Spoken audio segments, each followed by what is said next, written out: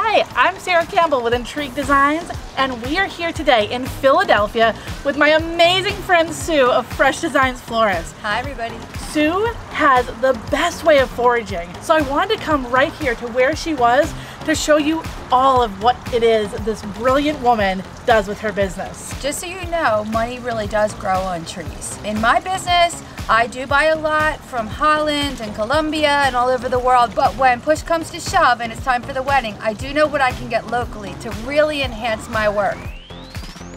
So I'm so excited to show you guys some of the really wonderful things you can forage in the Northeast. And that'll give you and I to start looking around your area and see what you can get out of your field. This stuff she's going to show you is growing right here on her property. I live in the same region essentially. I want to know, what can I plant at my home? Your studio is right here at your home and your property is fantastic for growing. Yeah, now I have an acre. But you don't have to have that much property. If you can build a few beds around your house, you can do the same thing I'm doing. For example, if you were to go to Hollex now, today, or to your local wholesaler and decide you're gonna buy 10 stems of mock orange, it may cost you $20 or $15, but you can buy a mock orange plant right now. Take the plant, cut off the stems, use them for your weekend, and then plant it, and next year you'll have your own mock orange. That's brilliant. Yeah, maybe it's a couple dollars more, but now you've got it forever, and it's going to continue to produce money for you. The other thing I thought was so cool that we talked about was you have found these plants that you can grow that are easy, because I don't have a green thumb. People think florists have green thumbs. I kill plants. Yeah, I'm not a gardener. I'm kind of more like a put it in the ground and then forget about it. Okay, hire the guy to come clean out the garden and throw in the mulch. I'm of the distinct mindset that if you plant 3, plan on getting 1. And that is really nature's way of teaching us business. So the other thing I wanted you to share is the tools. So guys, you know I'm not a big forager, and I'm learning so much from Sue. I'll let you take it from there. These are loppers. I want to play. For you older people, I call these Cindy. Get it? Cindy, lopper. Anyway, Cindy and I are going outside. This is what you need. There's a lot of different things in the gardening, but the reason I like these is because I'm going to focus a little bit today on trees. And you got to get up high. You know, you can pull it from here, or you can pull it from underneath. And when you pull that from underneath, you're able to get pretty high into a tree. So this is a really important tool to have, and I brought 2 because I think it'll be really fun. This is great, and these are Fiskars, just like your clippers. Just like your clippers. You can get them at Home Depot, Lowe's, wherever you shop. This is another one. This you can get from Oasis. These are just your typical cutters, but they're a little stronger. There's also ratchet cutters. I thought I brought those out, where they grab it and then you kind of give it a couple for a really heavy stem. We'll pop in an Amazon link that will list out all of these things so that everyone can get them. If you have a big installation work, this is your best friend. Awesome. All right, well, let's get out of here. Let's go take a tour of your property and cut some stuff. Okay, let's go. Come on, let's go. Hey, Sarah. Ah! Oh, wait, I'm gonna need an apron if I'm gonna be doing some flower work. I don't know if my shoes are gonna be appropriate. Sarah, come on, give me a break with those shoes. Really? We're florists. But they go with my apron so well.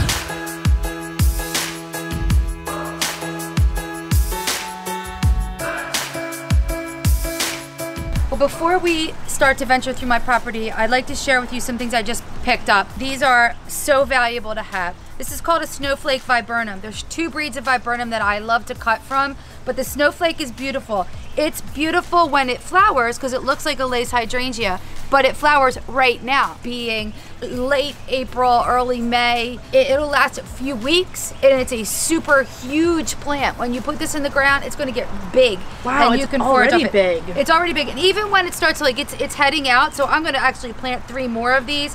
But even when it starts to go, you've still got some really beautiful blossoms, and these are pretty hardy, so you could literally take them off, wire and tape them, and put them into bouquets, and they give you a good bounce. I love this snowflake viburnum. I got this at Produce Junction for $12 or $14.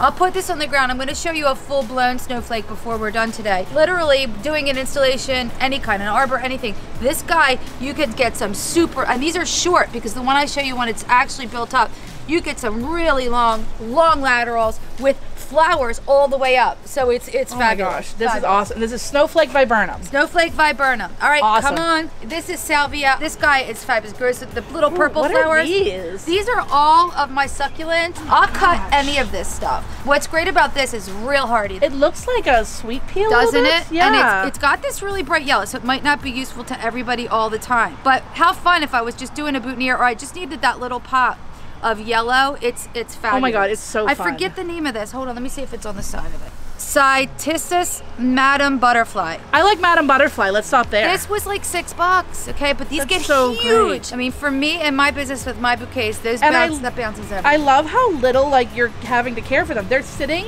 here just chilling. I'm going to plant them. I did not do all my pots yet. I do a lot in pots. So if you're just working out of a shop and you only have pots, you can grow stuff, perennials that will come back. Like see over here is a Japanese wisteria. That will come back. Oh my gosh, I want to see the Japanese wisteria. Oh my gosh, these are the ones that are purple and beautiful and they real drip. Heavy. And this one's not blooming yet, but it will. It will bloom. Now it blooms later than other wisteria, but it's so pretty, and I did it so I could create a backdrop. I love this. This, you guys, is dead, but this is lilac. It's not dead, it's a living plant, but this is lilac. This already bloomed here in April. I just bought 3 more lilac.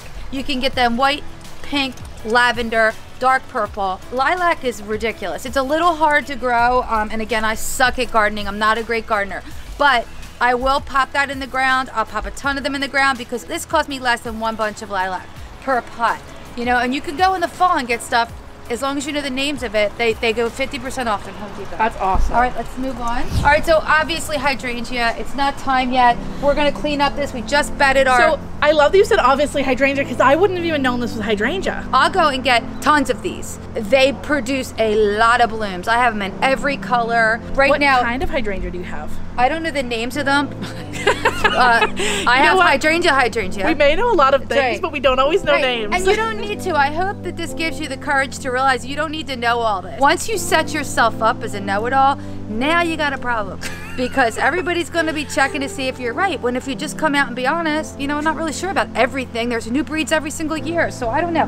But what I love is this is your landscaping. Yeah, like you're foraging from your landscaping. And I intentionally plant what I'm going to use. Okay, if I can't use it, I don't plant it. So these guys, every year they come back. I kind of wait for what's going to happen. We're going to go through and actually clean these up, but. This is a Vitex tree, and I am very, very, very sad about my Vitex because I think this might be its last year. No. The reason I think it might be its last year is because I have one right here, a new one that I just planted. And it's got new life. Yeah, it's got new life. We'll see what happens, but this guy gets these really long, if you can see the tendrils up there, purple. Long purple tendrils, and they smell heavenly, like very herby. And so I put a new one in last year, probably kind of figuring that out. Are these peonies here? These are peony.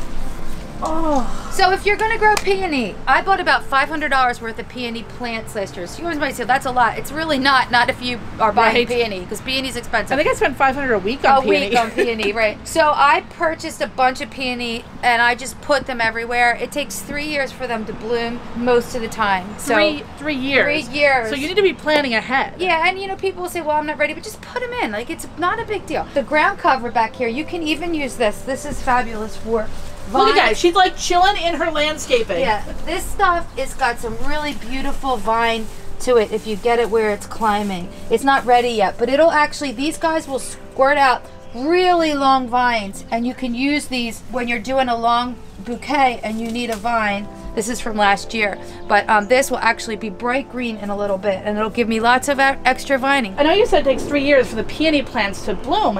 How do you plan out what you're going to plant and when it's going to be in bloom for your weddings? So if anybody knows me, I'm not really good at that. Here's what I do. If I go and I know I love it, like now after doing this for years, I know what I'm going to get in spring, what I'm going to get in summer. So for example, your hydrangea, in July it's going to start to bloom, and I'm going to have it all the way through until September, October. It just keeps changing. This peony you've got right now, so if you know the season of peony, you can go look it up. I'm going to show you some books, but you can just go online. Peony, when's it bloom? And another really good thing to do is find out what zone you're in. Find out what blooms in each season and then just go get get 3 of each of those plants and put them in the ground and just see what happens. I just know there's certain things that I love, and then I know that I'll have them when I need them. Like April, I'm gonna have lilac. July, I'm gonna have hydrangea. In May, I'm gonna have mock orange, which is what we have right here. This smells heavenly. This is a really pretty plant. I love mock orange. When this blooms up, it makes gorgeous, gorgeous, gorgeous work in bouquet. So if I'm understanding then, you plan for your weddings through your wholesale flowers, and what you have in your garden is essentially your bonus, and that's how you get that gorgeous, big, lush vibe that you do so well. Yeah, I can get a lot more lushness, and when we get to our trees, because these are just plants, when I get to trees, you'll see that's a big help. And I do now, because I know my garden and I know what I'm gonna get and I know what's blooming locally on the trees, I do put it in my stem count. So I'll put 3 stems of cherry blossom, because I know I have a bunch of cherry trees, and I will consider it a $2 a stem. That way, so I'm not paying for it, but it's saying $2 a stem, so it's gonna do my 400% markup. Some people do 300, and now I'm making profit because I didn't even buy it. So that's great. Like, just because you're growing it doesn't mean you have to give it away. Oh no, like, I don't. You're a great businesswoman. I love that. Well, I don't give it away because it costs money. It's not really free, but it is. Once it starts to grow, you're getting so much profit, and you definitely should put each stem in. Should definitely do because that's how you get the money to grow on the trees. The money on the trees. You got more. Let's go. Okay, I want to see. What do you have down here? Okay. I could like hang here forever. See this guy right here. This is PG hydrangea. This is my favorite hydrangea. It's the one that's kind of cone shaped. Yeah, I love that one. Like the limelight. Yeah, limelight. It goes to light to pink. It goes all different directions, and it lasts all the way through to fall. I love this hydrangea. It is a great filler. Even when it starts to die, you can plop off the top. This guy gets thousands of blooms on it. Well, I have 3 of these, and the bigger they get, the better. This is another kind of spirea here. This isn't a flowering spirea, but this guy I really love for long tendrils and centerpieces. Nothing's planted here yet.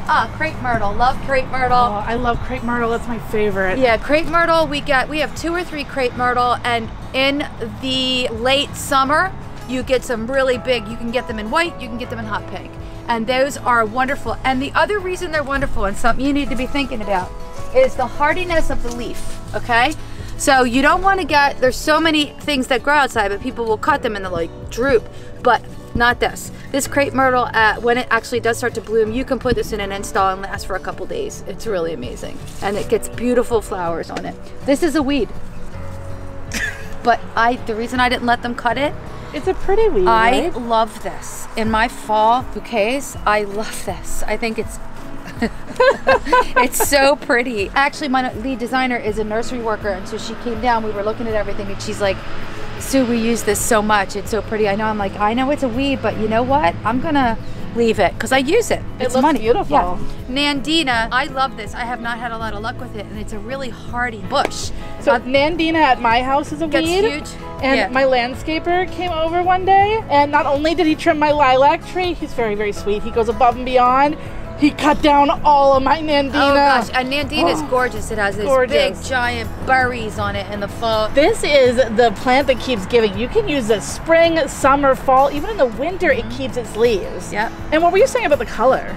I just love this color. It's got like a dusty rose brown, which is really popular right now with the toffee and the cappuccino and that whole look. And look at that intonation right there. Isn't that beautiful? This is stunning. Like that's what I look for, you know, in everything. Again, why I like this weed, because it's got great intonation. It goes from green all the way into almost intonation. That's a very big girl word. It's a big girl word. So this is Japanese maple. I have a bunch of these trees all over my property. Little ones, big ones. These seed themselves. But look at this right now. Right now it's got this fun little, I don't know, I just love this stuff. It's gonna put out some more leaves, but before it does, you get these little seeds. I just think these are the most fun things to put into a centerpiece. I just love that. How does this hold? Does it do well in foam? This will hold in foam. I wouldn't put it in except the day before. Like, look at these lines. It just has such good lines. So pretty. You know, and you can really trim stuff out. Like, you don't have to, like, say you needed to get bigger, you know, at the back and come in smaller, you know, you can clean up like that, and then you'll have this really pretty little fun thing. I don't know if as a florist, when I look at something that's in a centerpiece and it's got some really interesting line to it, I just love it. I'm like, what is that? You can't buy that. I can see this and see it worked into your brand of design. Yeah, it's really pretty. Like, this to me speaks to fresh designs and to kind of that Sue Davis look. It does. You can fill up and install with this, and it's just, it gives you some color that you're not used to seeing. So Sue, how did you learn like what was forageable and where to find the things that you forage? So basically trial and error. If I see it and I like it, I take it, I cut it, I lay it on my the table in my shop. I'll just lay it there for 2 days. I'll put some in water, I'll lay some on the table, and then I watch how it does. The ones that live on the table are my like go-tos, and that's it. I'll just see how they perform, and that's how I do it with even things I buy. You know, it's really experience and learning, but you could go out in one day. I forage everywhere that's legal. Okay, so guys, listen to that. You cannot go anywhere you want. You cannot stop your car in the middle of the highway because you want to pull that beautiful flower off the byway. It can't happen. It has to be legal. Legal foraging. Totally. That does 100%. that does not mean the public park. Make legal sure foraging. You forage legally, like Sarah said. Anyway, completely legally. Legally, Not illegally. Make sure it's legal. Legally. I had more to say about that thing, sorry. but I can't remember what it was. My ADD is like, what else we got in your yard? All right, we're running out of time. I want to see more. Let's go. Come on. This is spectacular right here. Yeah, this is my trumpet vine. I use this like right. Trumpet vine gives you these big orange flowers in the late summer. It will basically destroy your house. You have to be careful with it. Like, you got to make sure you're trimming it or it will hurt your house. But I love a vine that climbs. I think it's gorgeous. So I use these in bouquets. You're going to get some really pretty, long, gradually getting smaller tendrils of vine, which looks really nice in big bouquets. So this is willow.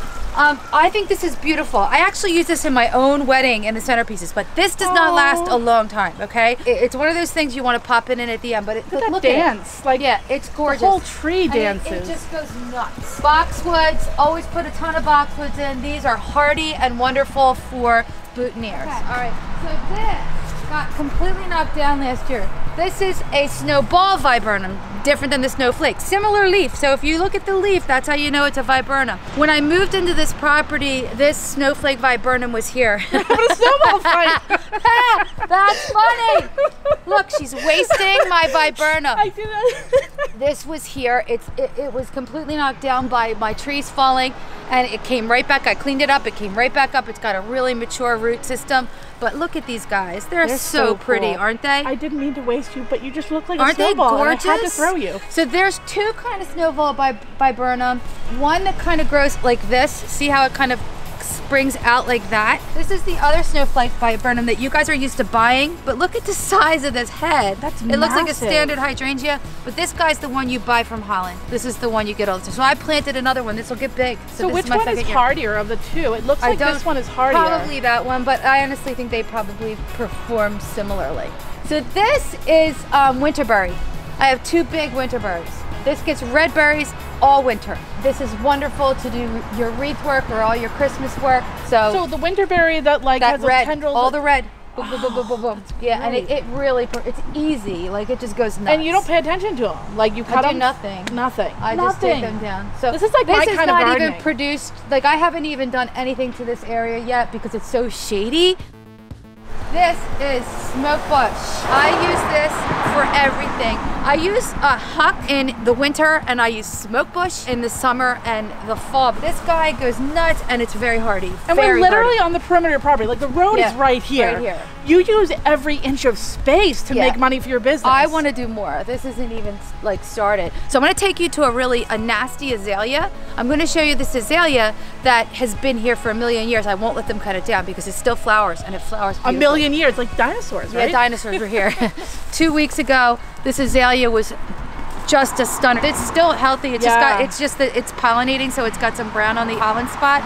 But this guy makes gorgeous filler in bouquet center. I use this as my interior for my bouquets for the entire spring. These peonies we're in the horse fields behind our house, and when horses eat this, it hurts them. So they were digging them up and giving them away, the people that bought the land to put their horses on. So we all took them. This is done, but this is Pieris japonica.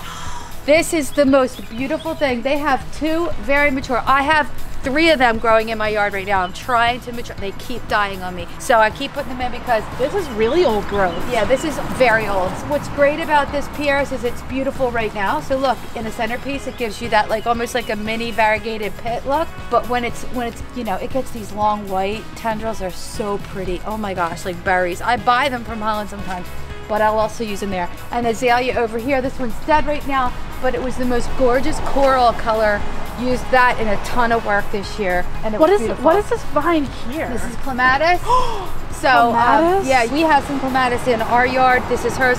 They, you know, we get those from Holland all the time, clematis, but this one's really beautiful. There's nothing like locally grown yourself clematis. Those big open blooms, you're never gonna get those when they're shipping from another country. And I'm sure a lot of local farmers actually grow that. Like a lot of the things I'm showing you right now, you won't really get from your local farmer. You'll get the mock orange and a few other things, but they do. I think they do sell some clematis. So there's so many peony here. Like I don't know that we can fit it all on the camera. Like there's so many. 2 weeks, that thing's gonna be hot. It's crazy. I'm coming back in 2 weeks. Just cut them all down.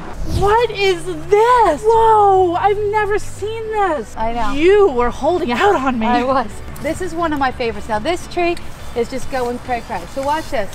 So see if I needed to get one from way in here. You're just gonna do that. Just grab it and pull it out. Now look at the size of that tendril. How much would you pay for that? Oh my gosh, $5.